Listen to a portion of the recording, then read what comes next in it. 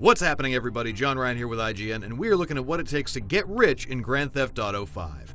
Now, I don't mean big score, $40 million rich. I'm talking about Devin Weston, penthouse, $2.1 billion rich. Billion with a B. That's right. You can become a billionaire if you follow one simple rule. Don't do any of Lester's assassination missions until after you've completed the final heist.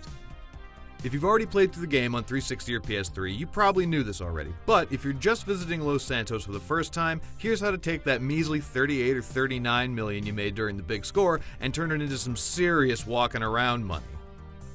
Once you pull off the Union Depository heist and finish the game, you should have about $38 million in each character's bank account, maybe a little bit more if you helped out the FIB and, spoilers, killed Trevor. Lester still has 4 assassination contracts for you to complete, and they're where you're really going to rake in the big bucks. Of course, you had to complete the hotel assassination in order to move on through the story, but for the love of science or whatever you believe in, make sure not to take on any of his other missions until after completing the big score. The first assassination after the big heist is the multi-target assassination, where Franklin has to take out 4 jurors who've been bribed by Redwood cigarettes in order to avoid paying out for a class action lawsuit. Before starting the mission, have all of your characters invest in Redwood's rival Debonair cigarettes. Once you take out the jurors, you'll see their stocks start to rise.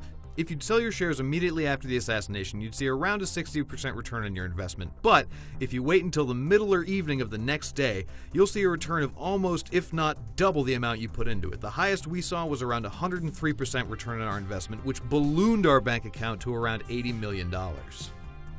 The next big step is to dump all your profits from Debonair right back into Redwood while their stock is still at its lowest value, which seems to be around 35 or 40 bucks a share. Wait a couple more days of in-game time, either by sleeping or just tooling around, and you'll see the Redwood prices skyrocket back up to over 150 bucks a share, which is more than a 300% return on your initial investment, netting you a cool profit of around $200 million. Now that you've got a decently sized nest egg to invest with, head to the next Lester mission, which is the Vice assassination. Apparently, a morally bankrupt tech CEO has a penchant for ladies of the night, which Franklin can use to his advantage. Before the mission, invest in GTA's version of Apple, the Fruit Company, which is part of the Bossack network. Immediately after completing the mission, sell off your fruit shares for a 50-ish% return and a tidy profit of around 170 million bucks. The next step is one that a lot of folks forget, and it's the one that makes the difference between netting more than $2 billion in the stock market as opposed to a piddly little $1.4 billion. After selling off your fruit shares, head over to the Facade stocks page and put all your money into that. Their shares have dropped by around 200 bucks each. Head back to your house and sleep for a day or two until Facade stocks return back up to around 470 bucks a share.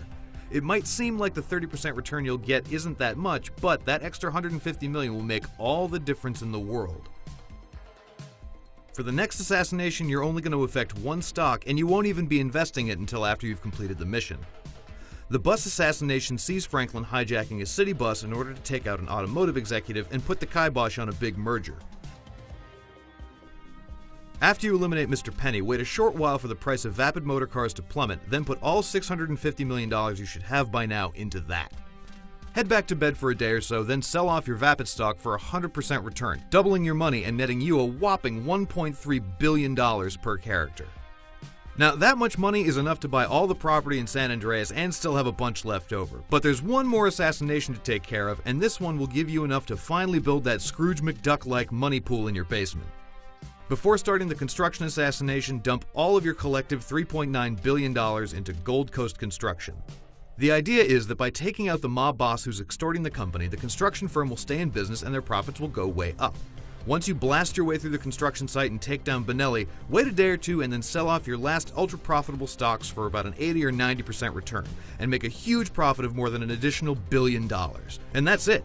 You're officially now a Vinewood billionaire. Just remember, the road to riches is paved with patience and constant manual saves. Be sure to turn off auto-saving just in case you invest in the wrong stock or sell at the wrong time, and be aware that if you do miss a peak in stock prices, you'll probably see a similar high on the market if you just advance time by a week or two.